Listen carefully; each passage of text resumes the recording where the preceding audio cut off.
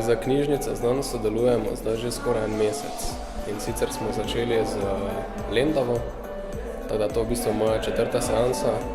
Eno sem mes pustil, ostalo pa smo zmeraj sodelovali. Načeloma so naše teme napisane na listih, ki jih dobijo, tako da si oni v bistvu izberejo knjigo na podlagi tistih tem, ki smo jim vnaprej podali. Načeloma me potem sprašujejo bolj po tistih sklopih, ki so napisani.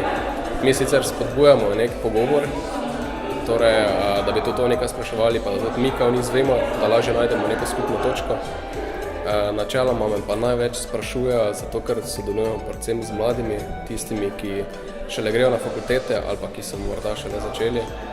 O tem načeloma so moje teme študij v tujini, zato ker sem to sam preživljal skozi, pa ogromno vprašanje o samostojnem podjetništvu, o tem, kako začeti, kakve so potem podjetniške poti, pa kakve so možnosti uspeha pri nas tukaj v Mariboru.